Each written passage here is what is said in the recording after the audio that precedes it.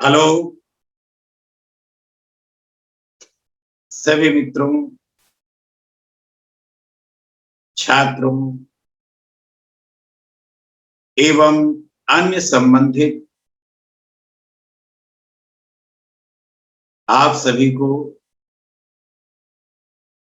मेरा नमस्कार है। मैं आज आपको इंटरमीडिएट संस्कृत खंड के अंतर्गत जातक कथा पाठ का हिंदी में अनुवाद बताने जा रहा हूं और ये पाठ बोर्ड परीक्षा की दृष्टिकोण से अत्यंत महत्वपूर्ण पाठ है। इसलिए मैं ये चाहता हूं कि सभी लोग इस पाठ का जो हिंदी अनुवाद है उसे ध्यानपूर्वक सुने। तो इस जातक कथा को दो भागों में बांटा गया है। जातक कथा जो बौद्ध धर्म से संबंधित कथाएं होती हैं उसे हम जातक कथा, और इस जातक कथा को दो भागों में बांटा गया है। एक उल्लूक जातकम और दूसरा जो है नृत्य जातक। उल्लू से संबंधित जातक कथा और नृत्य अर्थात मोर। तो इस श्रृंखला में पहला जो इसका खंड है उल्लूक जातकम। अतीते प्रथम कल्पे जना एक रूपम सौभाग्य प्राप्तम सर्वकार परिपूर्णम पुरुषम राजनम अपूर्वम चतुष्पदा अपि सनिपत्येकं सिंहम राजनम कुर्वन् तथा शकुनिगड़ा हिमवत् प्रदेशे एकस्मिन् पाषाणे सनिपत्य मनुष्येषु राज्या प्रज्ञायते तथा चतुष्पदेषु च अस्माकं पुनः राजा नास्ति अराजको वासो नाम न वर्त। अतीते प्राचीन काल में प्रथम कल्पे प्रथम युग अभिरूपम रूपवान सौभाग्य प्राप्तम सौभाग्यशाली सर्वकार परिपूर्णम सभी प्रकार के गुणों से युक्त किया परिपूर्ण चतुष्पदा चौपाई सनिपत्य एकत्र हो शकुनिगड़ा माने पक्षियों के समूह हिमवत प्रदेश से हिमालय प्रदेश सनिपत्य एकत्र होकर और पुनः अंतरे हमारे बीच में आराज को बिना राजा के वासु माने रहना स्थापितव्य नियुक्त करना चाहिए या स्थापित करना चाहिए। आई एम नो रोचत ये मुझे अच्छा लगता है इत्युच्यन ऐसा हो। हिंदी में अनुवाद अतीत प्रथम कल्पे जना एकम अभिरूपम सौभाग्य प्राप्तम सर्वकार परिपूर्णम पुरुषम राजनम कुर्वन्। प्राचीन काल के प्रथम युग में लोगों ने एक रूपवान सौभाग्यशाली और सभी प्रकार के गुणों से परिपूर्ण पुरुष को या व्यक्ति को राजा बना। चतुष्पदा अपि सनिपत्य चौपाई भी एकत्र होकर एकम सिंहम राजनम अपूर्वम एक सिंह को राजा बना। तथा शकुनिगड़ा फिर पक्षियों के का समूह हिमवत प्रदेश से हिमालय प्रदेश में एक अस्मिन पाषाणे, एक पत्थर पर सनिपत्य एकत्र होकर के फिर पक्षियों का समूह हिमालय प्रदेश में एक पत्थर पर एकत्र होकर के मनुष्य सुराजा प्रज्ञापते तथा चतुष्पते, मनुष्यों ने राजा बना लिया उसी प्रकार चौपायों ने एकत्र होकर के क्या कहे उन्होंने कि मनुष्यों ने भी राजा बना लिया उसी प्रकार चौपायों ने भी। अस्माकं पुनरंतरे राजा नास्ति, लेकिन हमारे बीच में राजा नहीं। अराजको वासो नाम न वर्तते, बिना राजा के रहना जो उचित नहीं। एको राजस्थाने स्थापितव्य, एक को राजा के स्थान पर नियुक्त करना।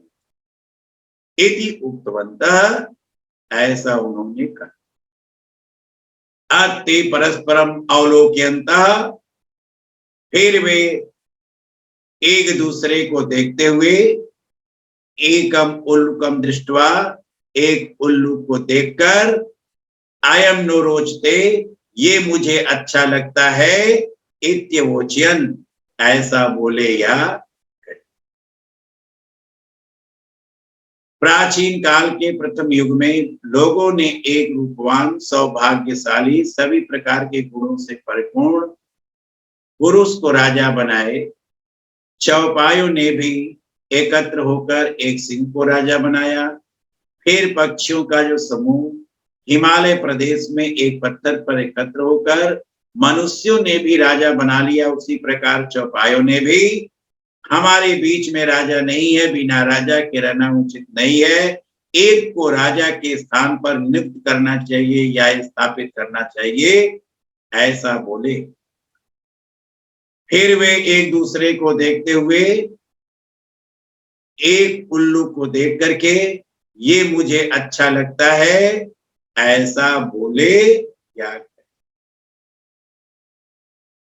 अथय का शकुनी सर्वेषां मध्यास ग्रहणार्थम त्रिकृत्वम अश्रावयत्, तथा एककाक उत्थाय तेष्तावत्। अस्य एतस्मिन् राज्याभिषेक काले एवं रूपं मुखं क्रुद्धस्य च कीदृशी भविष्यति। अनेन हि क्रुद्धेन अवलोकिता वयं तप्त कटाहे प्रक्षिप्ता स्तेला एव तत्र तत्रैव धनयामः। ईदिशो राजा मह्यम न रोचते इत्याह।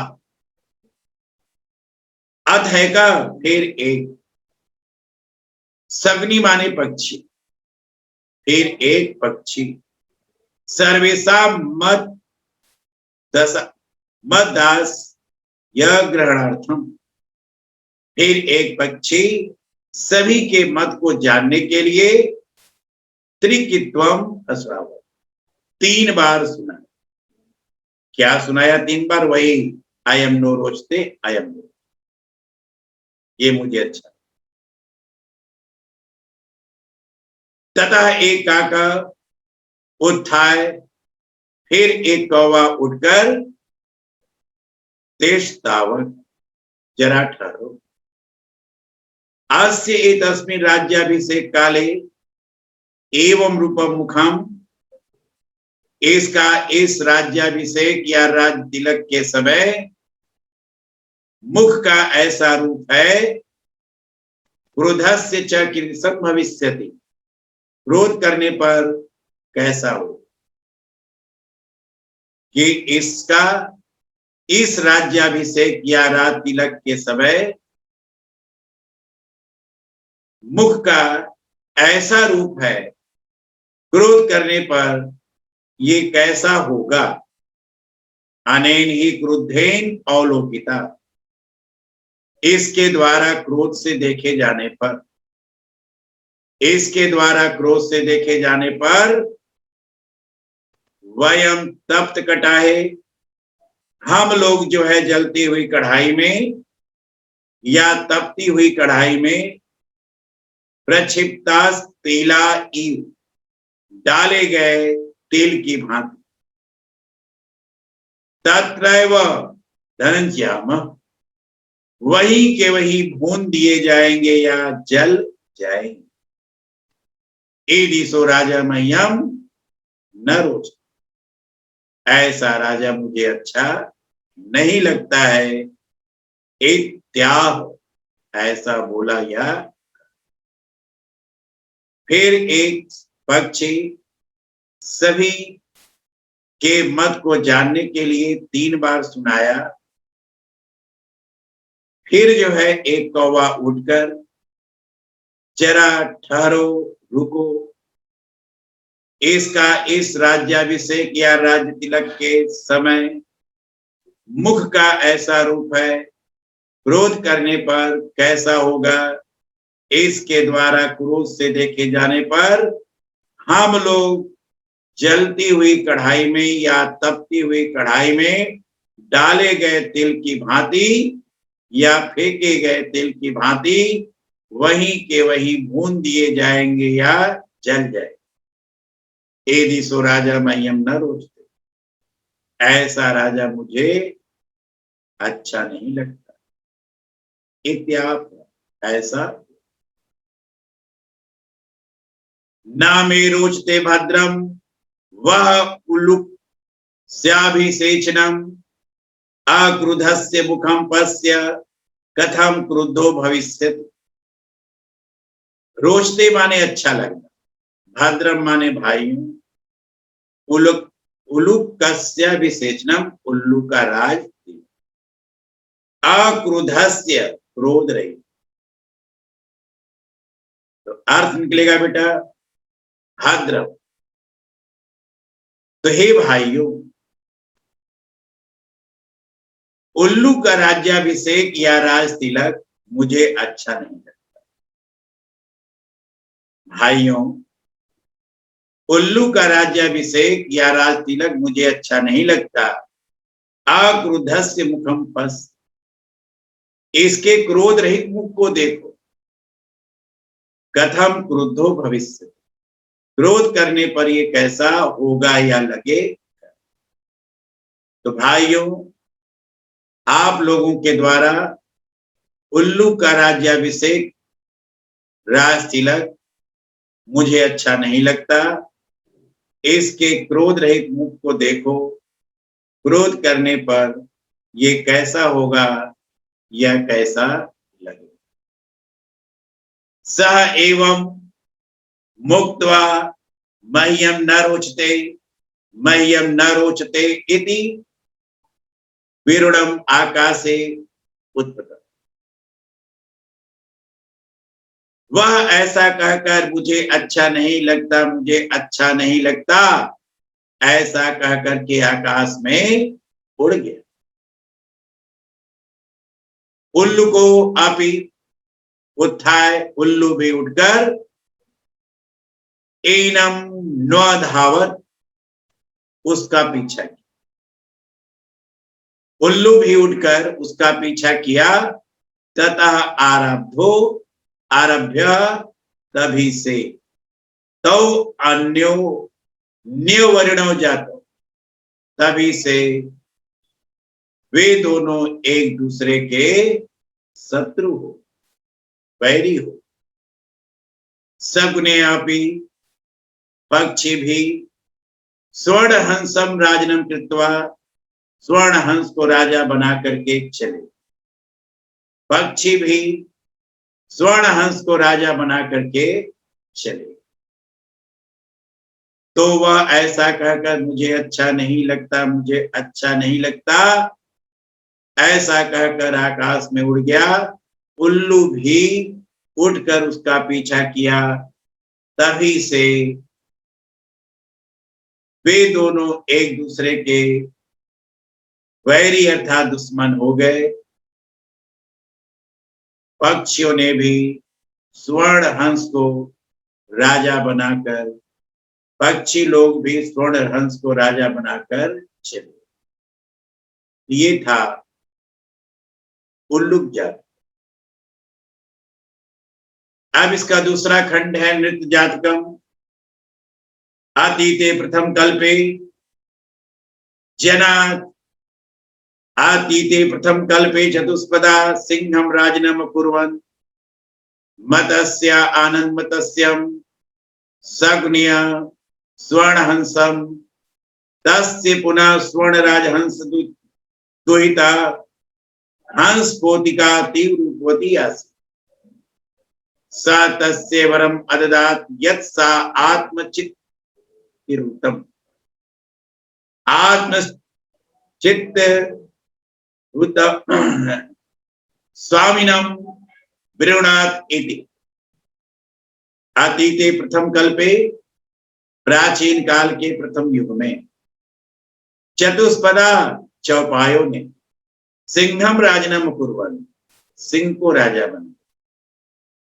प्राचीन काल के प्रथम युग में चौपायों ने सिंह को राजा बनाया। मतस्य आनंद मत्स्यम मछलियों ने आनंद मछली को, सगुनिय स्वर्णहंसम पक्षियों ने स्वर्णहंस को राजा बनाया। तथा पुनः स्वर्ण राजहंस द्वैता फिर उस स्वर्ण राजहंस की पुत्री जो कि हंस पोतिका, तो फिर उस स्वर्ण राजहंस के पुत्री हंस पोतिका अत्यधिक सुंदरी थी। स तस्य वरम अददात वह उसे वरदान दिया यह कि सा आत्म च रुचितम स्वामिकम विरुणुयात इति वह अपने मन पसंद के या अपने रुचि के अनुसार स्वामी का वर्ण करे या स्वामी को चुने, ऐसा वह उसे वरदान दिया कि वह अपने मन पसंद के या अपने रुचि के अनुसार स्वामी का वर्ण करे या चुने, इति माने ऐसा। हंसराज तस्य वरं दत्वा हंसराज उसे वरदान देकर हेमवती हिमालय पर सगुनी संगे सन्निपतत पक्षियों के समूह को एकत्र कर। हंसराज उसे वरदान देकर हिमालय पर पक्षियों के समूह को एकत्र। नाना प्रकार हंस मयूर राधेय सग्निगणा समागत्य कस्मिन् महति पाशाल तले सन्निपतत। विभिन्न प्रकार के हंस मोर आदि पक्षियों के समूह आकर एक बड़े पत्थर पर सन्निपतन माने एकत्र। विभिन्न प्रकार के हंस मोर पक्षियों के जो समूह है आकर एक बड़े पत्थर पर एकत्र। हंस राजा आत्मना चित्तरिच्युतम स्वामिकम आगत्य विरुणात इति दोहितरम आदेश। हंसराज अपनी इच्छा अनुसार स्वामी को आकर चुने, ऐसा पुत्री को आदेश दिया। सा सग्नि संघे अवलोकयन्ति वह पक्षियों के समूह को देखती हुई मणिवर्ण ग्रीवम चित्त प्रक्षेपणम मयूरम दृष्टि वह पक्षियों के समूह को देखती हुई मणिवर्ण ग्रीवम मणि के रंग के समान गर्दन वाले, चित्र प्रक्षेपणम रंग बिरंगे पंख वाले, मयूरम दृष्टवा मोर को देखकर, अयम में स्वामी को भवतु ये मेरा स्वामी होगा, इत्यभाष्यत ऐसा बोली। तो वो पक्षियों के समूह को देखती हुई मणि के रंग के समान गर्दन वाले रंग बिरंगे मोर को देख करके ये मेरा स्वामी होगा, ऐसा बोली। अद्यापि तामे बलम न पश्यसि जब ये बोली तो मोर जो है के अंदर घमंड हो तो क्या बोलता है, अद्यापि तावत में बलम न पश्यसि आज भी लोग मेरे जो है बल को नहीं देखते हैं या जानते हैं। आज भी लोग मेरे बल को नहीं देखते हैं।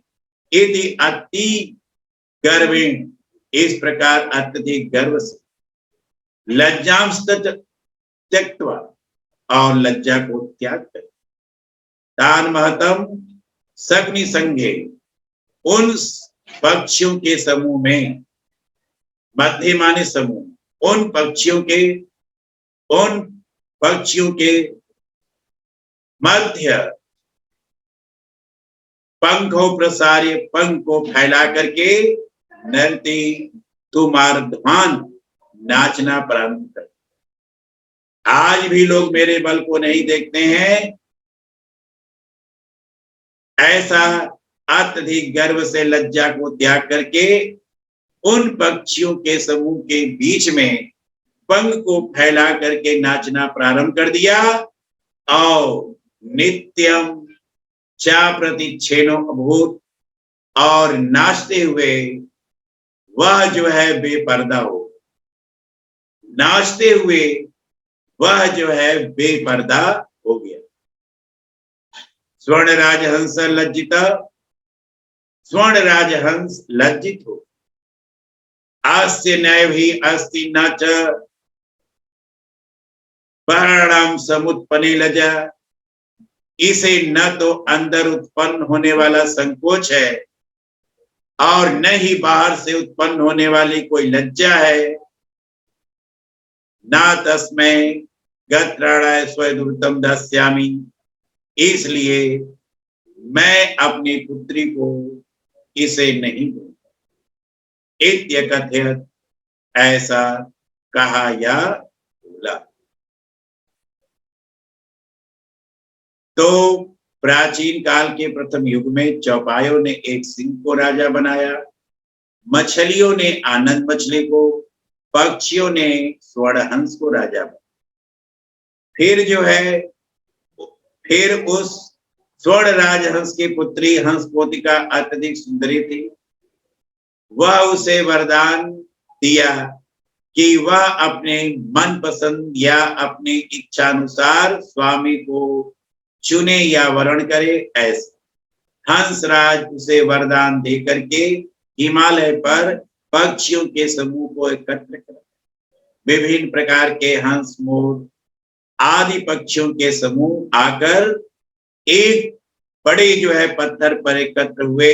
हंसराज ने अपनी इच्छा अनुसार या अपनी रुचि के अनुसार स्वामी को आकर के चुने, ऐसा पुत्री को आदेश दिया। वह जो है पक्षियों के समूह को देखते हुए मणि के रंग के समान गर्दन वाले, रंग बिरंगे पंख वाले मोर को देख करके ये मेरा स्वामी होगा, ऐसा बोले। मोर आज भी लोग मेरे बल को नहीं देखते हैं। इस प्रकार अत्यधिक गर्व से लज्जा को त्याग करके उन पक्षियों के बीच में पंख को फैला करके नाचना प्रारंभ किया और नाचते हुए वह जो है बेपर्दा हो गया।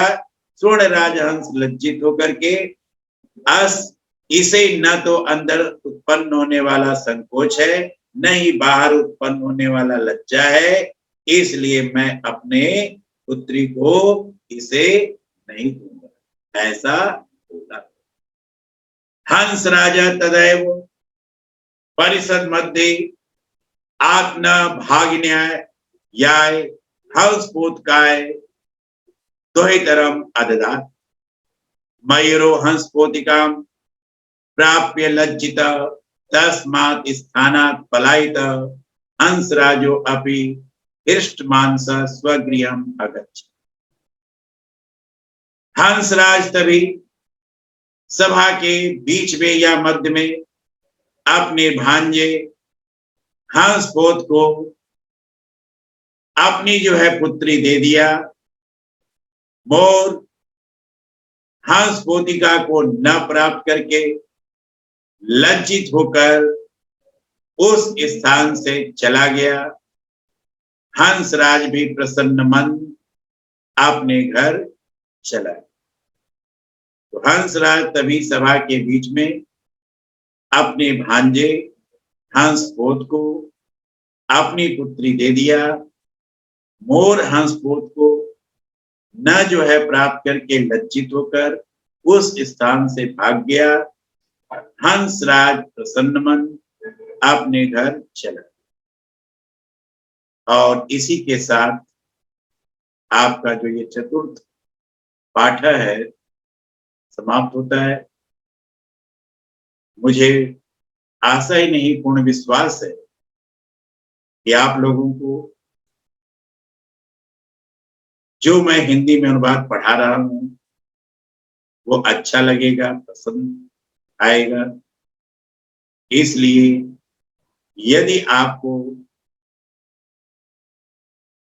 ये हिंदी में अनुवाद पसंद में आ रहा है या अच्छा लग रहा है तो आप अवश्य ही सब्सक्राइब कीजिए। धन्यवाद।